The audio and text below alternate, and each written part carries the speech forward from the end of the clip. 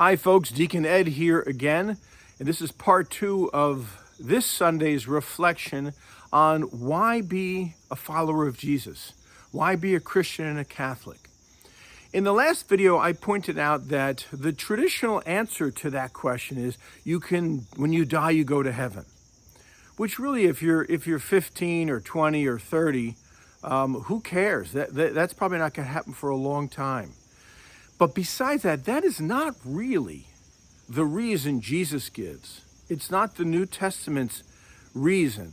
It's not what the gospel's about. And so we have to, I think, get a new biblical New Testament understanding of what our faith is about, what the gospel's about. For others, they think that the Christian life is all about rules. And rules tell me what I shouldn't do and what I should do. And that could be farthest from the truth. Ultimately, my friends, the Christian life is about a relationship with the risen Jesus through the power of the Spirit. And this relationship is lived out with others who are in relationship with Jesus. So it's all about relationships. And the so-called rules are meant to be guidelines for how to live out that relationship. And our traditions, our sacraments, our practices are all meant to feed and fuel that relationship with the risen Jesus and with each other. Now, I want to really highlight what this relationship means, because it's not just a personal relationship. The gospel means that God's life, God's way of living, God's will be done on earth as it is in heaven, as we say in the Our Father. And so our faith is about God coming into human history and into our lives through Christ and the Spirit. And in this second reading from today's Mass, this letter, this tiny little letter that Paul wrote to a man named Philemon, captures in a few words what our faith is about, what we're being called to. And I hope to show you it's so much more than rules. It's so much more than getting into heaven. So in this letter, Paul's in prison, and he's writing to this friend of his, Philemon, whom he had converted to Christianity. Philemon had been a pagan, a worshiper of pagan and Greek gods, and Paul converted him to Christianity and in many ways saved his life. Well, Paul's now in prison and he's writing to him because it turns out that Philemon's slave Onesimus has run away and has been arrested and is ironically in prison with Paul. And Paul writes back to Philemon, and he does two things in this letter that I think capture what the gospel's really about, what our Christian life is really about. First of all, Paul seeks to create a reconciliation between Philemon and his runaway slave. And secondly, he tries to transform that relationship. And so in this little vignette, Paul is acting out what God has begun to do through Jesus' death and resurrection and the sending of the Spirit, where God is trying to reconcile all things.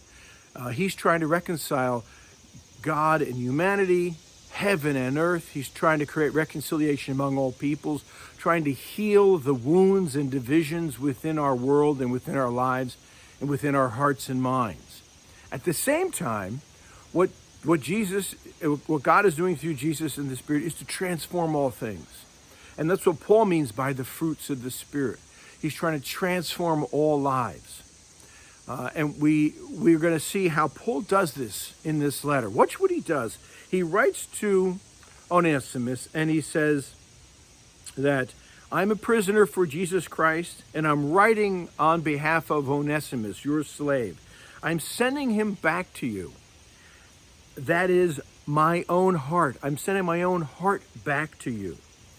And Paul says, I would have liked to have kept him with me, to help me, to serve me in the gospel, but I'm sending him back to you.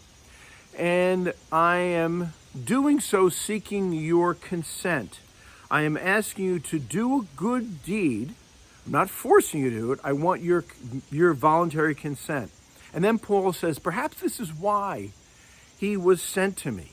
So notice what Paul's saying. Perhaps the reason he ran away was so that you, Philemon, could be given the chance to do something good. And Paul says, I'm sending him back to you no longer as a slave, but as a brother. Notice how Paul elevates the status of the slave Onesimus. He's no longer a slave, he's a beloved. Then he says, I'm sending him back to you, beloved to me, but even more so to you as a man and in the Lord. So if you regard me as a partner, Paul says, welcome him as you would welcome me. So notice what he's doing. He is reconciling the division between the runaway slave and his owner, Philemon. And so Paul's trying to heal that relationship. But then Paul does something more. He tries to transform the relationship by inviting Philemon to take him back now as a beloved brother in Christ. But more than that, as a man, as someone in the Lord. Take him back as if it were me, Paul's saying. And so you see in this letter, this extraordinary little letter, Paul is in a small way trying to enact the gospel, which tries to heal and reconcile and mend relationships while at the same time transforming them. And that, my friends, is what we are saying yes to when we follow Jesus. We're not simply following rules. Yes, we hope we get to heaven, but we're involved in something much more. We're involved in this cosmic and societal and interpersonal and personal healing and reconciliation and transformation of all things. And that's why we want to say yes to Jesus and what he wants to do for us and through us. See you in the next video.